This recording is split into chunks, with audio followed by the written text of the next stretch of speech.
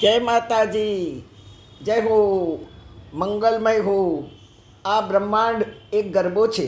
બ્રહ્માંડમાં જે પૂર્ણ પુરુષ તે છે પરમાત્મા. યો લોકત્રયમાં વિશ્ય બિભર્તવ્ય ઈશ્વર. શ્રીમદ ભગવદ્ ગીતા. ત્રણેય લોકમાં હું બિરાજું છું, ભગવાન કહે છે. તેથી આખું જગત જગમય થઈ રહ્યું છે. આ સૃષ્ટિમાં સૂર્યનું અજવાળું છે, તેમ આપણું શરીર પણ એક ગરબો છે. સૃષ્ટિમાં છિદ્રો છે, તેથી સૂર્યપ્રકાશ ખૂણે ખૂણે પહોંચે છે. તેમ આપણામાં જ્ઞાનનો પ્રકાશ હોવો જોઈએ. જો પ્રમાદથી કાણું બુરાઈ ગયું હશે તો જ્ઞાન પ્રકાશ નહીં આવે. આળસને ખોતરીએ તો જ કાર્ય પ્રકાશ દેખાશે. ઈર્ષાથી પ્રકાશ બંધ છે, ખોતરી નાખશું તો પ્રેમનો પ્રકાશ દેખાશે. મનનું કાણું પણ દલીલો ક્રોધથી બંધ છે, ખોતરી નાખે તો કરુણાની ધારા વહેશે. જીવનના ગરબાના તમામ છિદ્રો ખોતરવાની જરૂર છે, તો જ પ્રેમ, શ્રદ્ધા, જ્ઞાન, ભક્તિનો બધો પ્રકાશ બહાર આવશે. બાકી ગરબાની જેમ આપણામાં પણ આત્માનો દીપક 24 કલાક ચાલુ જ છે. આ શરીર જ માટલી છે ભાઈ, બુદ્ધિ આ કોડિયું છે.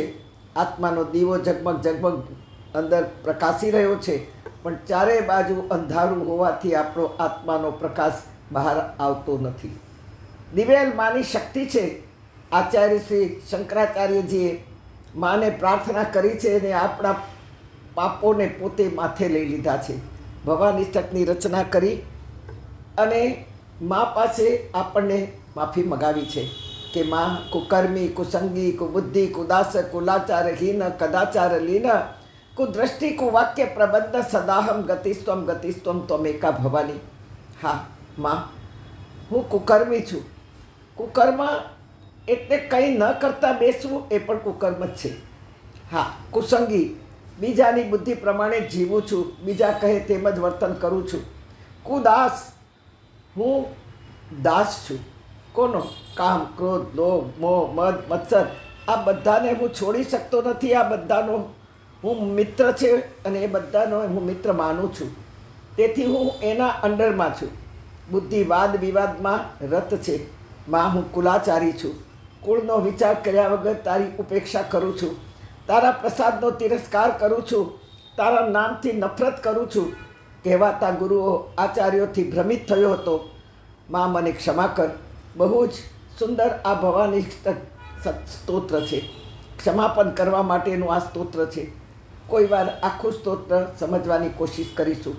આવો માં વૈષ્ણવી માના ગુણાનુવાદ ગાઈએ. એમણે કરેલા અનંત ઉપકારોને યાદ કરી દર્શન કરીએ. જુઓ, માં વૈષ્ણવીના હસ્તમાં કેટલા બધા શસ્ત્રો છે, અસ્ત્રો છે.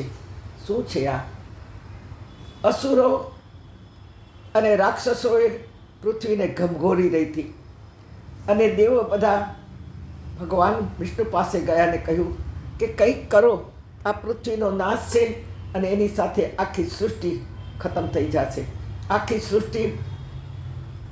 સૃષ્ટિમાં જીવ જંતુ તમામ લોકો મરશે. કંઈક તો કરો.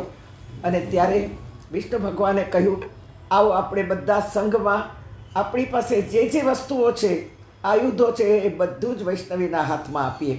એમાં સૌથી પહેલું શંખ, ચક્ર, ગદા અને પદ્મ, ચાર પોતાના આયુધો વિષ્ણુ ભગવાને વૈષ્ણવીના હાથમાં આપ્યા, હસ્તમાં, અને તેથી વૈષ્ણવી કહેવાય.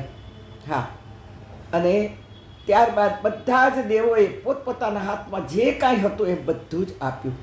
હવે શું આપ્યું એ કહેવા જઈશ તો સમય થઈ જશે. બાકી તો દેવો અને દાનવોનું યુદ્ધ તો યુગે યુગે ચાલતું જ રહ્યું છે. દેવો બહુ સ્મૂધ છે, સોફિસ્ટિકેટેડ છે, તેઓ લડી નથી શકતા. ત્યારે માને પોકાર કર્યો છે. માં દોડી આવી છે. અંબાનું નામકરણ થયું છે. અંબા, અમારી બા. બધા જ દેવો એકત્ર થઈને પોતાના આયુધો આપ્યા છે. દૈવી લોકો પણ દૈવી કાર્યમાં જોડાવા આવ્યા છે. દેવોની પત્નીઓ વારાહી દેવી, લક્ષ્મીજી, સરસ્વતીજી, ઇન્દ્રાણી દેવી, મહાકાળી દેવી, બહુચરા, કાલિકા, અંબિકા, ભગવતી, ભુવનેશ્વરી, શાકંભરી, ચંડી, ચામુંડા જેવી તમામ દેવીઓ ગરબે રમવા આવી છે. ત્યાં આપણને પણ ખબર પડી. આપણું સખીઓનું ટોળું દોડતું આવ્યું છે અને માને કહ્યું છે, માં, અમારે પણ તમારી સાથે રમવું છે.